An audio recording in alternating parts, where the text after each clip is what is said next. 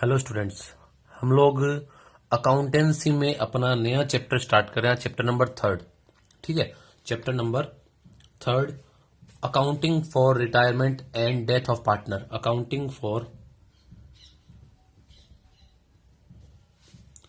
Accounting for retirement and death of partner. ठीक है, कि साझेदार का अवकाश ग्रहण व मृत्यु पर लिखे। साझेदार का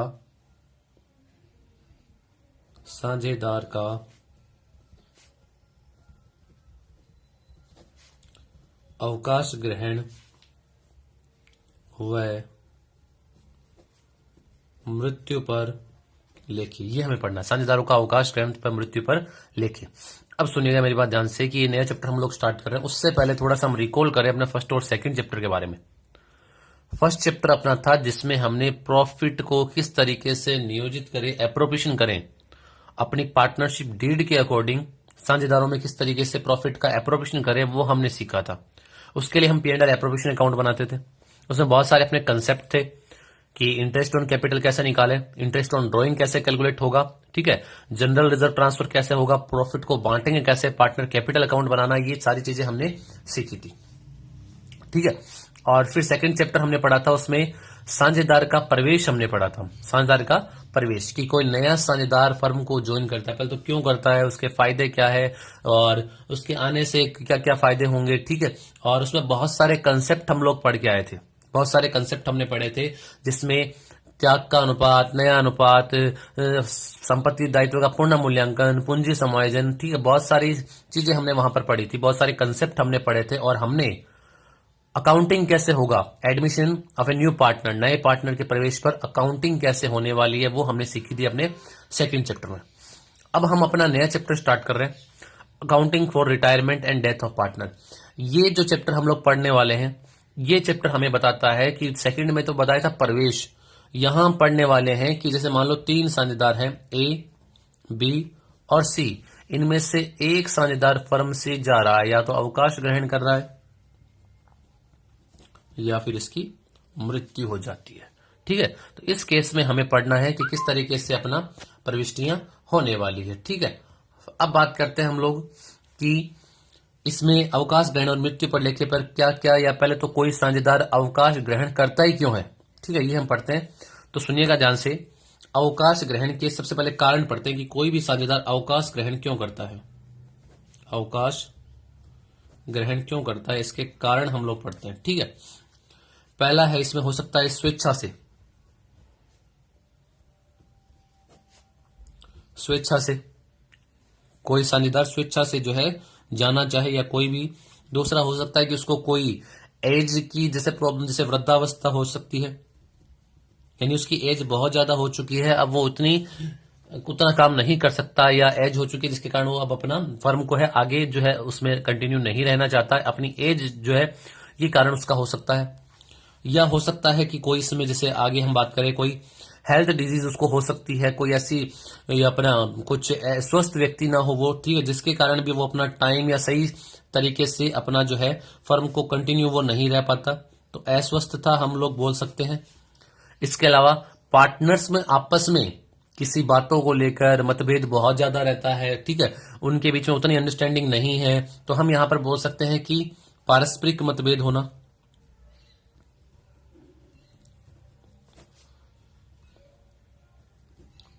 पारस्परिक कोई मतभेद हो सकता है, या फिर आपसी सहमति से कोई भी साझेदार अवकाश ग्रहण कर सकता है। या इसके अलावा भी हम लोग बोल सकते हैं कोई अन्य कारण हो सकता है जिसके कारण जो है साझेदार अवकाश ग्रहण करता है। ठीक है, अब सुनिएगा कि कोई भी साझेदार फर्म से अलग होता है तो उससे ही हम लोग क्या बोलते हैं कि कोई भी साझेदार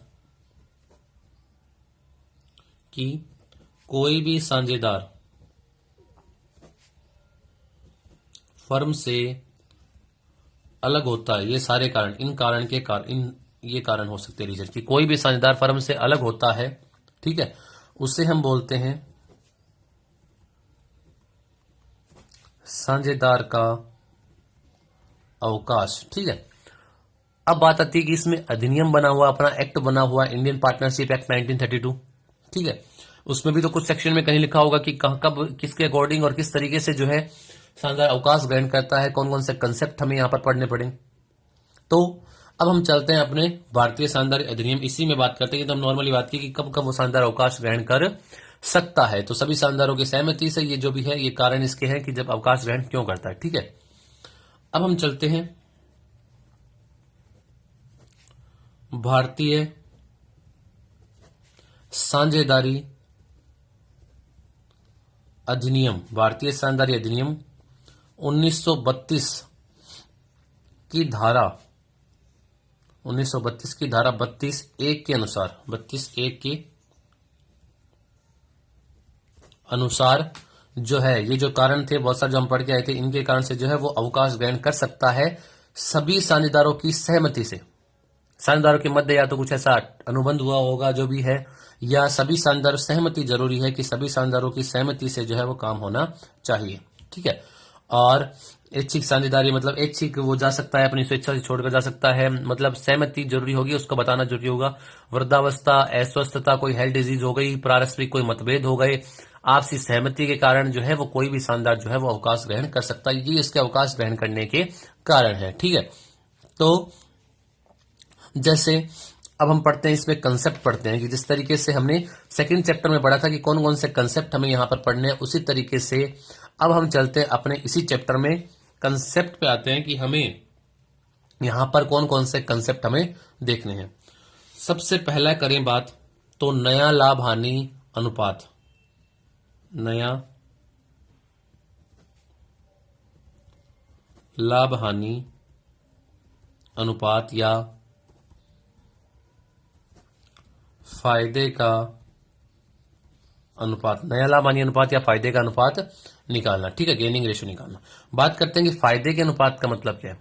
यहां पर फायदे के अनुपात का मतलब है कि ये नया लाभ तो समझ में आ रहा है। नया लाभ में थोड़ा सा आपको बता दूं, जैसे मान लो ए और बी थे, ए बी और सी, ये बांटते थे 40%, 40% और थोड़ा सा परसेंटेज में ले रहा हूं 20%। ये इसके जाने से अब इनका नया अनुपात क्या होने वाला, मान लो इनका नया अनुपात है 4:4 यानी इक्वल इक्वल होने वाला है। ठीक है, अब सुनिएगा कि इनका नया अनुपात इक्वल होने वाला है। अब फायदे का अनुपात क्या है, तो जिस तरीके से हम सेकंड चैप्टर में पढ़ के आए थे कि जब कोई साझेदार प्रवेश करता है तो पुराने साझेदार क्या करते हैं, कुछ ना कुछ सेक्रीफाइस करते हैं। जैसे मान लो पहले था उनका 50 ए का और बी का, जैसे ही नया साझेदार सी आ गया 10% इसने कम कर दिए, 10% इसने कम कर दिए। ठीक है, और ये 10 और 10 की सी एक का जो सेक्रीफाइस है साझेदारों का सेक्रीफाइस, दूसरे का क्या होगा, गेनिंग होगा। इसको 20% का गेन हो गया। इनका रेशो क्या बन गया, 40 और 20%, 40 और 20%। ये इनका नया लाभ हानि अनुपात आ चुका है। ये तो सीखा था नया, ये इनका कितना कितना देते हैं वो सेक्रीफाइस त्याग था। यहां पर बात कर रहे हैं फायदे के अनुपात। तो जिस तरीके से जब साझेदार प्रवेश करता है तो पुराने साझेदार कुछ ना कुछ अपना त्याग करते हैं, उसी तरीके से जब कोई साझेदार फर्म को छोड़ के जाता है या रिटायर होता है उस समय पुराने साझेदारों को क्या होता है, फायदा होता है। तो ये जो आपस में ले लेंगे तो इनका परसेंटेज जो है वो बढ़ जाएगा। जैसे मान लो 40 और 20 था और सी रिटायर हो गया, सी रिटायर होने से ये 10% और 10% कितना हो गया, 50 और 50। ठीक है, ये था अपना कंसेप्ट फायदे का अनुपात का। बाकी और हम इसको सीखने वाले एग्जांपल की सहायता से। फिर इसके अलावा और क्या कंसेप्ट हो सकता है, नेक्स्ट इसमें बात करें गुडविल का हो सकता है। इसके फॉर्मूले की पहले बात करें कि फायदे के अनुपात का फॉर्मूला क्या होता है। फायदे का अनुपात इंग्लिश में इसको बोलते हैं गेनिंग रेशियो, गेनिंग रेशियो। फायदे का अनुपात यानी नया अनुपात माइनस पुराना अनुपात, नया अनुपात माइनस पुराना अनुपात, new minus old, new PSR minus old PSR. ठीक है, ये फायदे के अनुपात का फॉर्मूला है गेनिंग रेशियो निकालने का। अब बात करते हैं सेकंड कंसेप्ट में, ख्याति का समायोजन। ख्याति का समायोजन की गुडविल का एडजस्टमेंट किस तरीके से होगा वो हमें सीखना है। ठीक है, कि ख्याति का समायोजन इस तरीके सेकंड चैप्टर में हम लोग सीखे थे, इसमें थोड़ा सा कंसेप्ट अलग होने वाला है। वहां पर क्या हम लोग पढ़ के आए थे कि जब नया शानदार प्रवेश करता है तो नए शानदार के हिस्से की जो है जो वो गुडविल का पैसा उसको लाना पड़ेगा जितने हिस्से के लिए प्रवेश कर रहा है, और उस गुडविल को पुराने शानदार किस अनुपात में बांटते थे? त्याग के अनुपात में बांटते थे। जबकि यहां पर थोड़ा सा कंसेप्ट उल्टा है कि यहां पर जो शानदार छोड़ के जा रहा है उसके हिस्से की गुडविल को जो है एग्जिस्टिंग जो अब शानदार जो बच रहे हैं जो अपने किस अनुपात में बांटेंगे? फायदे के अनुपात में बांटते हैं। ठीक है, अब ख्याति का समायोजन भी हम लोग पढ़ेंगे। इसके अलावा हमें संपत्ति और दायित्व का पुनः मूल्यांकन, जब प्रवेश करता है उस समय भी हमें पुनः मूल्यांकन करना पड़ता है, और जब फर्म को छोड़ के जाएगा उस समय भी आपको संपत्तियों और दायित्व का पुनः मूल्यांकन करना पड़ेगा। संपत्तियों व दायित्वों का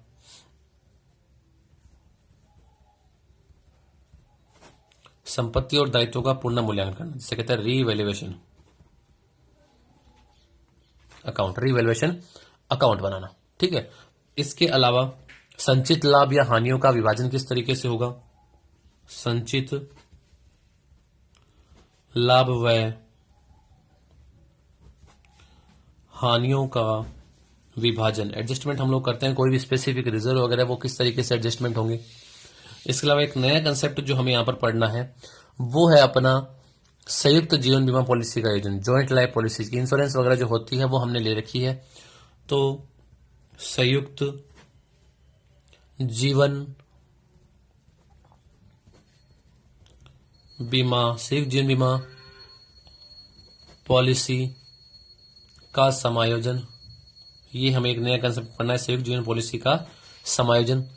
इसके अलावा अवकाश ग्रहण करने भी, जो शानदार अवकाश ग्रहण कर रहा है उसके किस तरीके से हम उसको पेमेंट करेंगे, और डेथ के केस में किस तरीके से उसके उत्तराधिकारी को हमें पेमेंट करना है वो हमें यहां पर पढ़ना है। यानी नए साझेदार की, यानी जो भी नए की बात नहीं कर रहे, जो भी अवकाश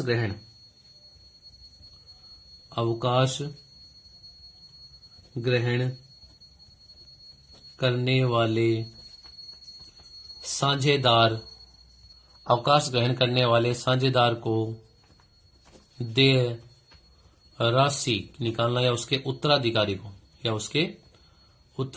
को देय राशि निकालना। ठीक है, वो हमें यहां पर पढ़ना है।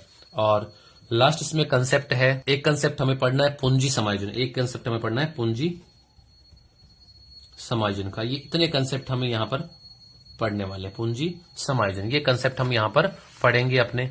इतने सारे कंसेप्ट हम लोग पढ़ने वाले, जिसमें नया अनुपात, फायदे का अनुपात, ठीक है, ख्याति का समायोजन, संपत्ति और दायित्व का पुनः मूल्यांकन, संचित लाभ व हानियों का विभाजन किस तरीके से करेंगे, संयुक्त जीवन पॉलिसी का समायोजन किस तरीके से होगा, ठीक है, अवकाश ग्रहण करने वाले साझेदार को देय राशि किस तरीके से हम लोग भुगतान करेंगे, और उत्तराधिकारी भी हो सकता है, पूंजी समायोजन हम लोग पढ़ने वाले हैं। इतने कंसेप्ट हम लोग पढ़ेंगे जो न्यूमेरिकल क्वेश्चन में अपने काम आने वाले हैं। ठीक है, अब हम बात करते हैं इसी में कि हमें यहां पर कौन कौन से अकाउंट्स हमें मेंटेन करने पड़ेंगे, कि अवकाश ग्रहण करने पर या डेथ पर कौन कौन से अपने अकाउंट मेंटेन होंगे। तो कहीं ना कहीं समझ पा रहे हो, तो हमें यहां पर 3 अकाउंट मेंटेन करने हैं। First, revaluation account, revaluation account बनाएंगे, एज इट इज वैसा ही बनेगा जैसे हम सेकंड चैप्टर में पढ़ के आए थे। यानी इसमें वही मदद दिखाएंगे अपनी एसेट्स की और लायबिलिटी, एसेट्स और लायबिलिटी की। इनको जब हम रिवैल्यूएशन करेंगे उस समय इनका जो मूल्य था, कि इनका जो मूल्य था वो कब बढ़ रहा है और घट रहा है, उस बढ़े हुए और घटे हुए मूल्य को हम अपने रिवैल्यूएशन अकाउंट में शो करते हैं। ठीक है, फिर बात करते हैं सेकंड अकाउंट। सेकंड इसमें बनता है partner capital account, partners capital account, ये हम बनाएंगे पार्टनर्स कैपिटल अकाउंट सेकंड। इसमें भी हमने जो पढ़े थे बस कंसेप्ट, हमें थोड़ा सा एक गुडविल का एडजस्टमेंट यहां पर किस तरीके से पोस्टिंग होगी, और ये जॉइंट लाइफ पॉलिसी का एडजस्टमेंट किस तरीके से होगा, पूंजी समायोजन कैसे होगा, ये थोड़ा सा हमें कंसेप्ट हमने पार्टनर्स कैपिटल अकाउंट में फॉलो करने। इसकी मैं आपको स्टेप बताऊंगा कि जिस तरीके से सेकंड चैप्टर में मैंने आपको 5-6 स्टेप बताई थी, उसी तरीके से इस चैप्टर की भी मैं आपको स्टेप बताने वाला हूं कि किस तरीके से अपने पार्टनर कैपिटल अकाउंट बनेगा, ताकि क्वेश्चन अपना इजी हो। उसके बाद नया एक लास्ट जो अपना बनता है वो हमेशा ही बैलेंस शीट, यानी वही अकाउंट बनेंगे जो हम सेकंड चैप्टर में पढ़ के आए थे, वही अपने थर्ड चैप्टर में बनने वाले हैं।